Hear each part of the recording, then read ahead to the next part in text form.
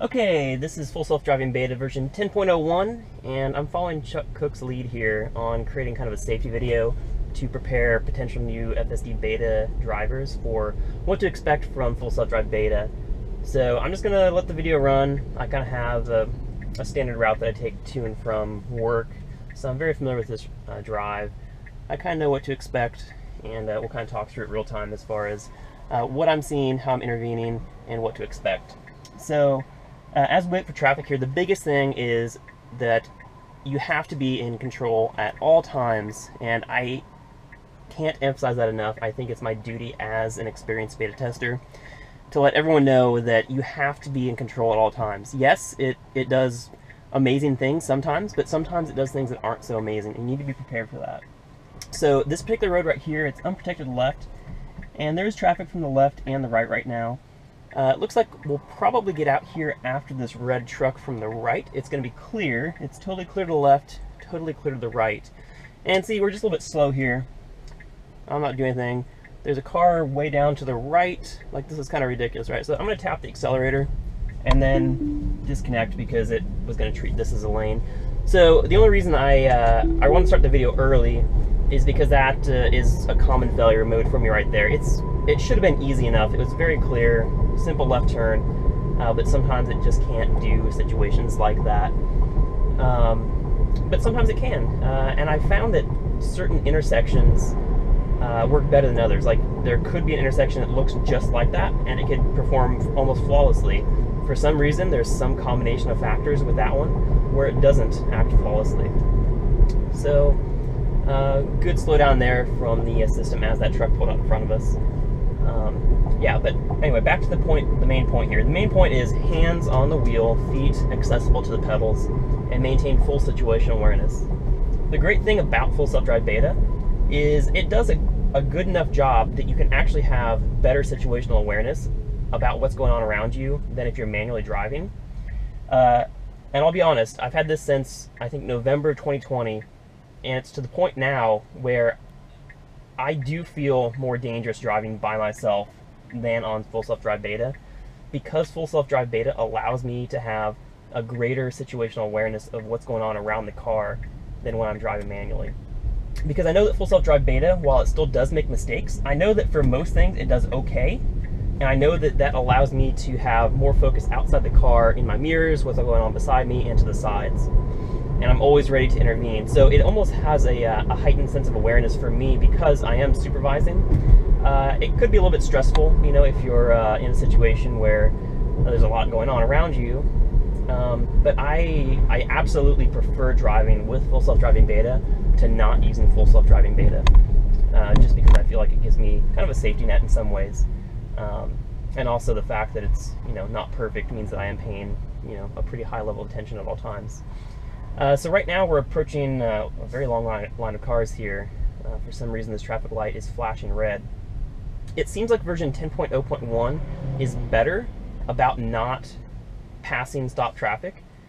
Pretty much every version prior to this, in a situation like this, it'll just try to go around. Like, you saw that path indicator there. It was trying to go around completely unnecessarily, right? So we'll be super vigilant because there's obviously oncoming traffic, and it wouldn't take more than a half of a second for it to get us in a lot of trouble if you allow it to try to peek around and pass. I've probably had well over 100, if not 200-300 disengagements because it's tried to pass slow or stop traffic in front of me, when the matter of fact is we're just waiting our turn. And we'll see kind of how it does for us here. I think this version has gotten better, and that's the point I was trying to make, is that the passing behavior here is a little bit better than it has been in the past. Before, it's been super impatient and just go around, you know, with not even 2 or 3 seconds of waiting. Hopefully we've kind of trained that out of the system by having so many interventions of when it incorrectly decides to pass. So we'll go up here to this flashing red and see how it behaves. I do have traffic behind me right now, obviously, because we're in this big long line. My expectation of what is going to happen up here is that the car is probably going to come to a stop and then most likely wait an unreasonable length of time before it decides to go, which with this much traffic backed up, I don't want to be, kind of a contributing factor to the line lengthening. So pretty much if it doesn't do the right thing after, 1 second or so, I'll tap the accelerator to get us through the intersection. And we'll kind of go from there. So while we're kind of waiting in line here, for any experienced autopilot user, the user interface is going to feel very similar. I'm not talking about the graphics here. I'm talking about how you turn on autopilot and how you intervene and disengage autopilot. So double tap down for Model 3 and Y will turn on autopilot. And then to disconnect, you have 3 primary methods. You have steering torque, so steering through to block a bad input. So if it's going to veer into a different lane, you can block a bad input, or you can steer to do the correct thing. The thing to be very careful about there, and this is standard autopilot, is if you steer, your traffic-aware cruise control will remain engaged. That is a situation where you can feel like the car is doing an unintended acceleration because you've steered to avoid something and now the car is continuing to maintain some kind of set speed. So be very careful if you disengage with the steering wheel and you also want to stop. In that case, the brake pedal is probably the better option. So here we are, we're stopped, and I'm going to tap the accelerator because it wasn't going. Just kind of weird. So is that dangerous? No, it's just something to be prepared for, that sometimes in some circumstances it will require you to do that. And that's not dangerous, it's just, requiring a little bit more input and supervision. So wow, this traffic's terrible. And the second way to disengage completely is with the brake pedal. That will turn off traffic-aware cruise control and also disengage auto steer, and you're back to full manual control. Both of those do provide some kind of a triggering signal to Tesla to let them know that something bad happened, because essentially any kind of intervention to the system, here we go, we're getting some traffic. These people really shouldn't enter the intersection if they can't clear it.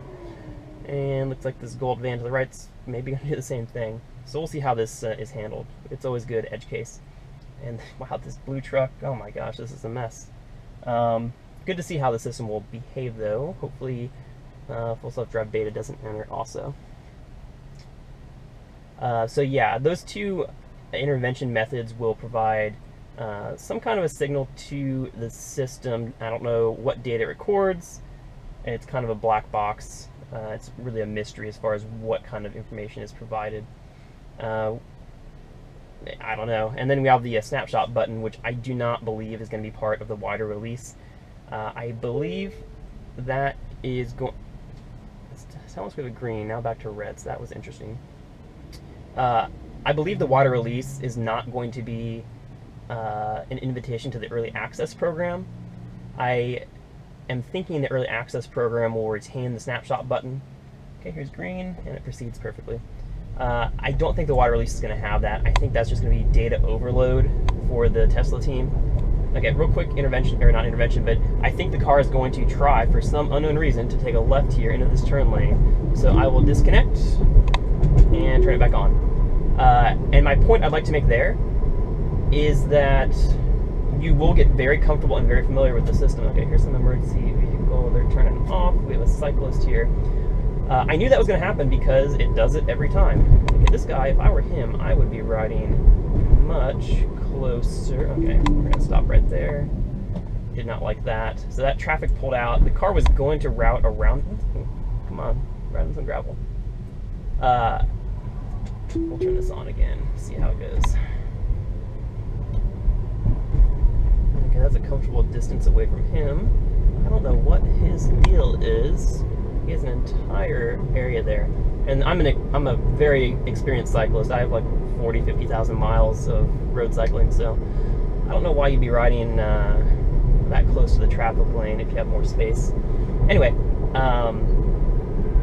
yeah, I knew that was going to happen, so you have to be prepared at all times for something bad to happen. But as you use the system more and more, you'll learn, potential failure points and stuff like that for what to expect, which is good because the more you drive it, the more you're going to get comfortable with it. However, with every update, all of those things are going to change. And that's a good thing and a bad thing. Typically, it will reduce the error rate. However, there can also be new errors introduced. So software updates are awesome. Like you wake up and, see, that was a little jolt there. I didn't like that too much. You wake up in the morning, you have a software update. It's going to be great. You're going to go out and you're going to test all your familiar common areas. You're going to find out, oh wow, it improved here. But then you might have some new errors pop up. So you have to be prepared. Just because it did it successfully yesterday doesn't mean it's going to do it successfully today. Like, this is worse than normal. It's kind of swerving a little bit. I drive this road at least twice a day, and see, it's swerving more than I'm used to. So I'm going to snapshot that one, and hopefully they can get some kind of information. The sun angle is different than what I typically see when I travel this route. Okay, currently unprotected right. There's one car. Oh, no turn signal from them. I have no one behind me. There's a green light, so no interventions there. And then we rip out of the corner with more acceleration than I would like to see. So yeah, just be prepared for it to always do something different. Between software updates, between drives, at this stage in the game, do not trust it. It's going to be fun to test it and to, you know, see what it's capable of, but do not trust it. You can't trust the system entirely. You have to be here, you have to be vigilant, you have to be ready. It's extremely fun. I enjoy this more than almost anything I've ever done in my life. It's just incredible to do this, and I think a lot of other people feel the same way. But you have to be ready, you have to be prepared to intervene.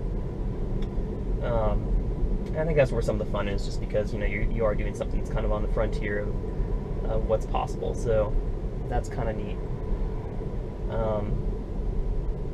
Yeah, and hopefully the error rate keeps coming down further and further with every update. Of course, that's the goal. This intersection here, normally I go to the left on my way to work, or at least sometimes I do.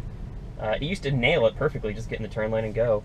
But on this current version, for some odd reason, it kind of gets a little bit squirrely deciding between the left or right lane there. I don't know where that error is coming from. So typically I'll intervene with a steering wheel disconnect, and that will flag the data. If you just let it do the wrong thing, I'm not convinced that that data is ever going to make it back, because it's not recorded as a failure. So really, if something's failing, you shouldn't just, you know, see what it does. You really should intervene and fix it. Okay, let's see. That's a doable gap. It could have been doable. After this black car here, it should be a doable thing. Okay, we're creeping. We're turning the wheel. I didn't like that, so turn it back on midway through.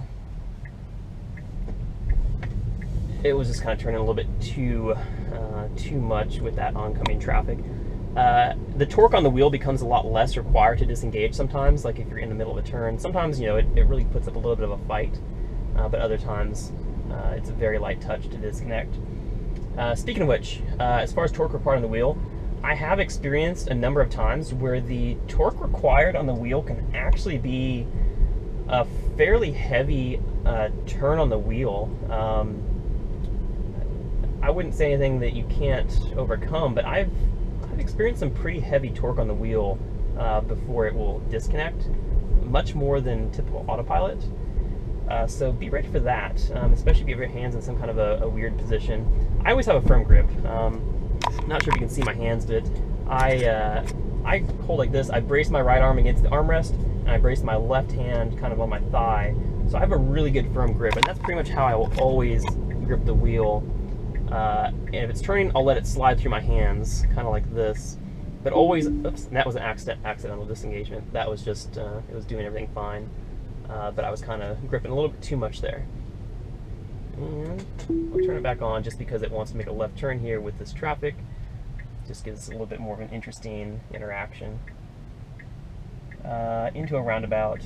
Can't do roundabouts currently, although that would be pretty cool because then it could get itself turned around.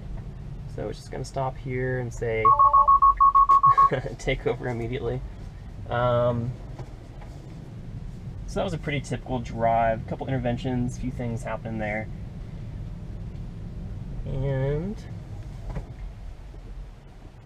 let's pick some other points. Let's go to SpaceX launch facility. No, let's go to this point up here and see how it routes us. Sure. Give that a shot. It's about 17 minutes. Looks like we've been on the road for about 15. So that'll be about a 32-minute video, roughly. And I think we'll probably cut it off there. or earlier if you are tired of listening to me talk. So, very clear, wide open situation. Easy right turn. Yeah, this is a safety video, so I just want to emphasize that you are in control of your vehicle at all times.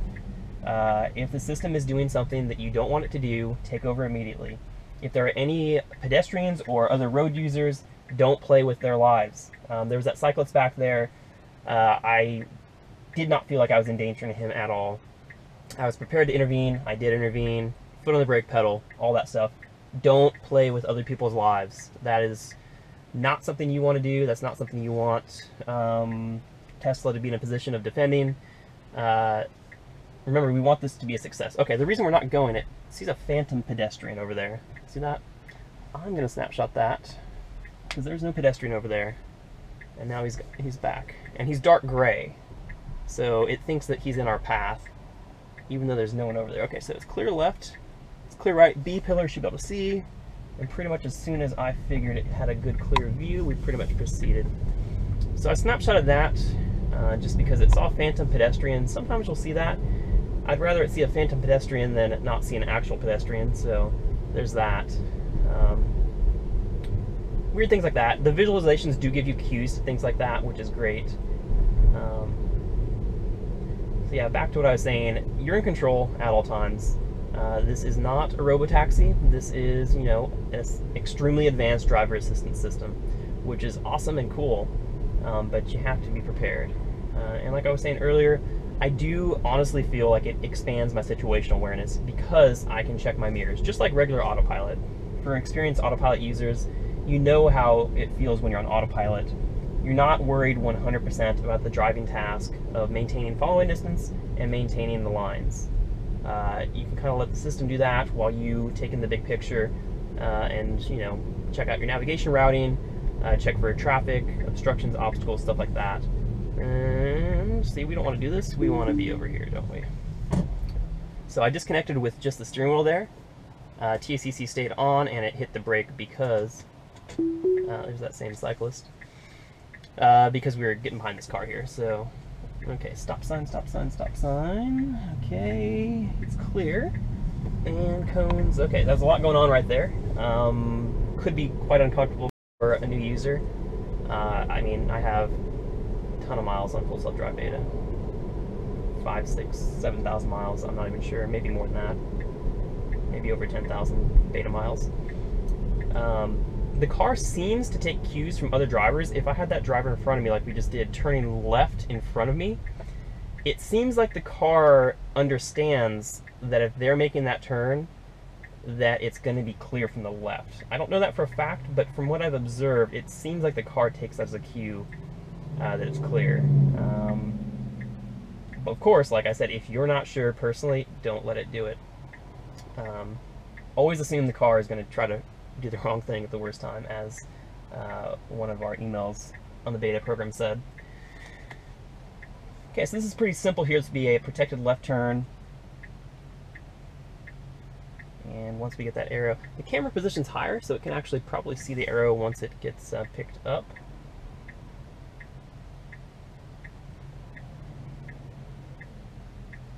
Here shortly. And like that disengagement I had back there at that last intersection, it wasn't dangerous.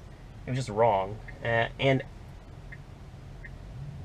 full self-drive beta can do a bad thing. If you are not paying attention with this current version, I believe that there is a reasonable chance that you could find yourself in some kind of a fender bender within an hour of driving. And that's if you're not paying attention at all. Here's a truck up here. Older versions, you would straight up crash within minutes.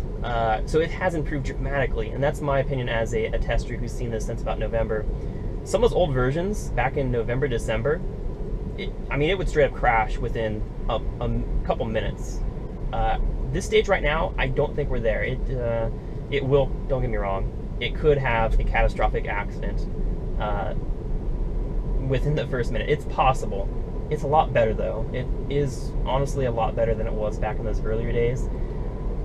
If you're not watching, I think within an hour, there's a a 50-50 chance that you might find yourself in some kind of a situation, potentially, where you could have an accident. I don't know, because I never let it go that far, and I intervene early and often, and I'm not trying to go for some kind of an uninterrupted drive with no interventions whatsoever, because that's not flagging data.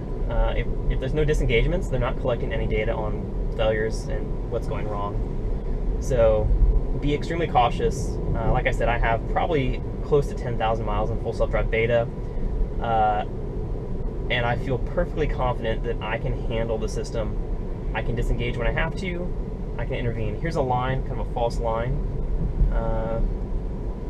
and that is totally wrong, right? So we disconnect, and that's a good one for a snapshot because the labelers can go out and try to mark those lines better. So that was a fundamental basic error there, and that's something that I don't like to see. Do I think it was going to crash? No, I don't think it was going to crash. I think it would have seen the road edge and gone no further than that and probably came back, but I don't want to find out. I don't know what would have happened there. I don't think it would have crashed. I think it would have stayed on the drivable space, and I think it would have potentially thrown up red hands. Here's another fake line here. We did a lot better job that time. Yeah, I don't want to find out what's going to happen. I'm going to intervene at the appropriate time, send the data back via snapshot or just in disengagement, let the engineers deal with that.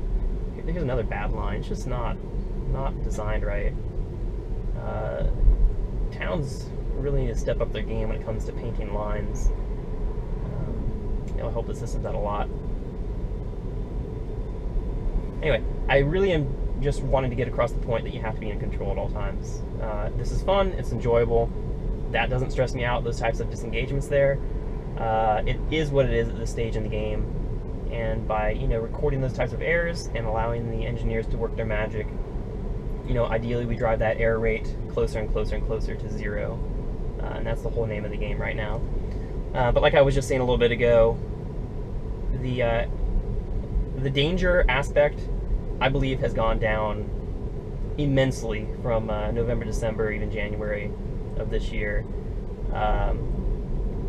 There was a lot of stuff that I think beta tester videos weren't showing back in those times. I think a lot of us were, kind of trying to protect the company a little bit and the brand image a little bit back in those early days. The stuff was pretty rough. Nowadays, we're pretty much showing everything. Back in the early days, I don't think we were showing everything because there was a lot of stuff where it was sketchy. And kind of in the public image, I think it's understood that things are improving, but I don't think people understand how much it's been improving because we were filtering out a lot of scary stuff in the beginning. And now it's gotten so much better. Even with what we are showing, like pretty much I think most of us testers, we're pretty much unfiltered at this point. So what you see is pretty much what you get. But back in those early days, for example, it would straight up pull out in front of traffic.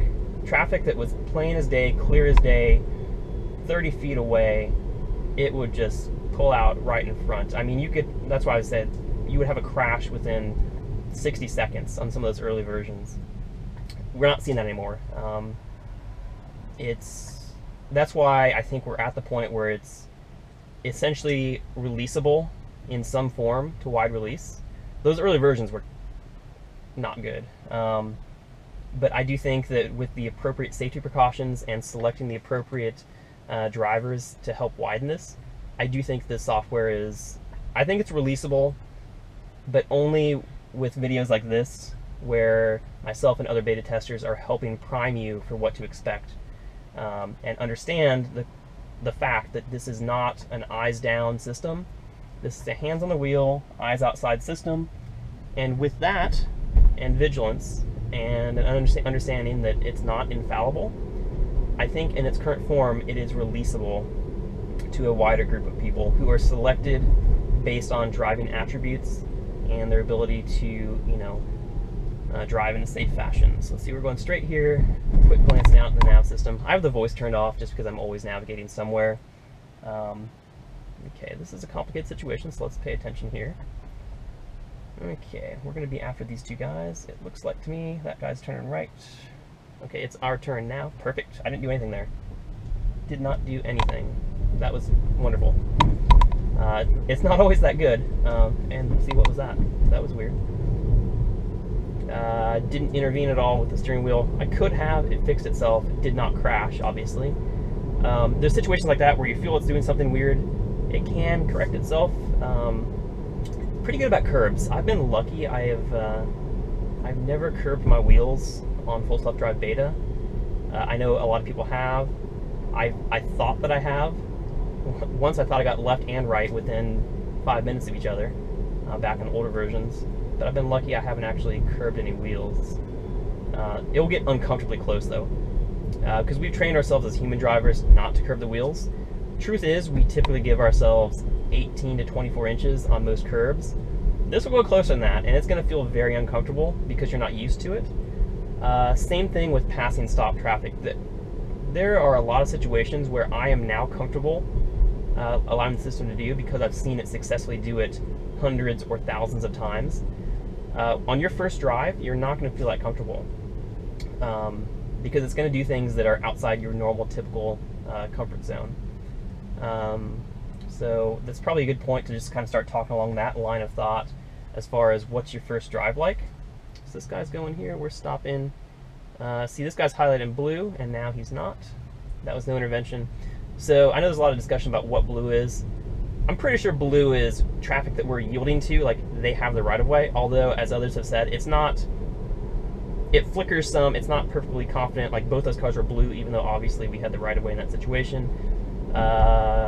Pretty sure it's just traffic we're waiting for, but it's just not, it's kind of iffy, so it's kind of not clear exactly what it's indicating there. Anyway, a good time now to talk about your first drive on full self-drive beta, what you should and should not do. What you should do is, of course, you should find a route that is not challenging. I know it's human nature to want to push the system and see what the limitations are, but your first drive, or even series of drives, you should purposely seek out something that you know is easy, something that you know is relatively safe, that there's not a lot of traffic, that any turns are open and clear. Just pick something easy and boring, essentially, is what you should do for your first day of driving before you venture out. So here we go, left turn. We can probably make that. And the car decides no. Okay, it's a motorcycle after this. I don't know. Yep, okay, it's going to be safe. I'm comfortable with that. That was fine. That motorcycle was not coming too fast, and there was plenty of gaps, so that was great. Yeah, so your first drive, series of drives, first day, whatever, take it easy. Find some place that you know is easy. Residential areas actually are some of the best performance in residential areas. So maybe just take it easy, take it slow, maybe spin your speed down to 20 or something. Let it do its thing, nice and chill, relaxed. Let it do its thing. Before you start venturing into more complicated, more difficult areas. Don't push it. Don't push your own limits. Don't push the limits of the car. But most importantly, don't push your own limits, because you're the one who's new here. Full self-drive beta has, millions of miles under its belt, and you have 0 miles. So I'm going to disengage there, because that was not, I don't think we're going to crash. Unnecessary for it to kind of be angling towards the other traffic. We really should be driving over here. And this is something that's come up new with version 10 or 10.1. Really, we should be, I'm going to disengage again. We should be driving right here. This is the natural place to drive. So I'm going to drive here manually for a second and then snapshot it. Turn it back on for this stop sign here. See, now we're kind of angling. Stop. Good. And we're kind of, see, this is new behavior in 10.0.1 or whatever we're on. In previous versions like 9.2, I feel like it did a better job on these types of roads without, well-defined lane lines, of choosing a more reasonable path. So I'm not sure what changed. Okay, we have kids on scooters. We're watching them. They're good. Like I said, any other kind of road user, you have to be careful, because their lives are in your hands by supervising full self-drive beta.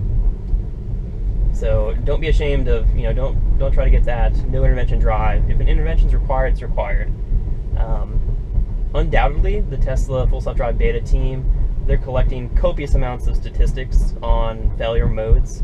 I don't know, but they probably have dozens or hundreds of failure modes identified, and with every release, they're going to be tracking statistics on the numbers of failures, all sorts of things.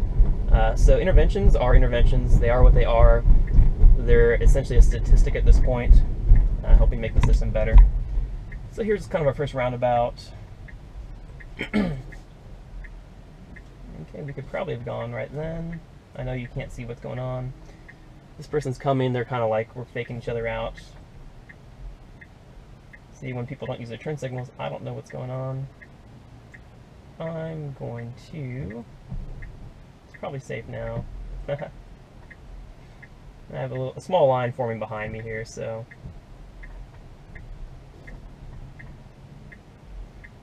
It's doing a pretty good job. I could be more aggressive, of course. There's just so much traffic. I'm just gonna hit the accelerator right now. Okay. I'm letting it path through the intersection here. It was doing okay. It was thinking the right types of things. I could tell just kind of by how it was kind of creeping and whatnot. There was a lot of traffic. It just needs to be more assertive with it. So if you notice what I did there, I left Full Self-Driving Beta on and I used the accelerator to intervene. There were numerous gaps before when I chose to go that I could have made it into that traffic circle. So I'm not sure if that's good training data or not. Really, maybe I should have selected the first available gap because now we just kind of waited until the fifth opportunity or whatever. It's cautious, and that's good. You don't want it diving out in front of traffic. Like I was saying, there are times in the past where it would dive out in front of traffic, literally dive in front of traffic if you wouldn't hit the brake. So we are in a much, much better place than we were back in those days. Okay, let's see what we have here. Some guys pulling out, that's fine. So yeah, for the lucky people that get this, and I consider myself extremely fortunate to have been testing this for the past 10 months or however long it's been. This has been an experience of a lifetime, truly an honor to be testing the software. And I'm extremely excited for those who get their hands on this software, hopefully in the next week or 10 days or however long it is. Just know that you have a very great responsibility for the safety of yourself and others, mostly others, using the software. So good luck, and I hope that everyone can safely operate it. Okay, I'm going to tap the accelerator. We have people behind us. Okay, we have right of way here. I'm going to keep the foot on the accelerator. I think it was going to keep going, but I kept the foot on the accelerator. And 20's fine. So yeah, good luck, be safe, enjoy it. This is truly incredible technology. It's something that you're going to learn to love. It's not a gimmick feature.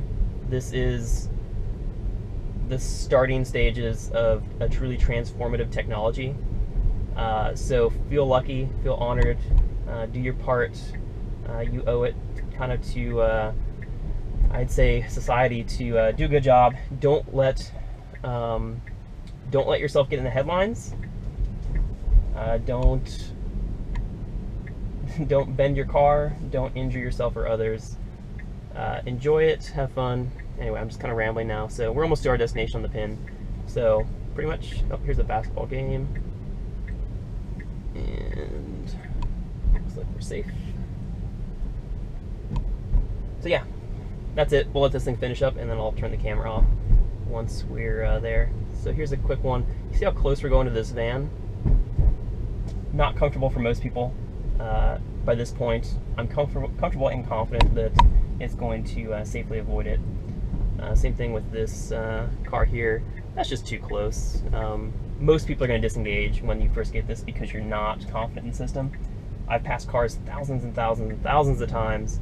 I'm confident that it's not going to hit. But it is closer than typically most human drivers would go.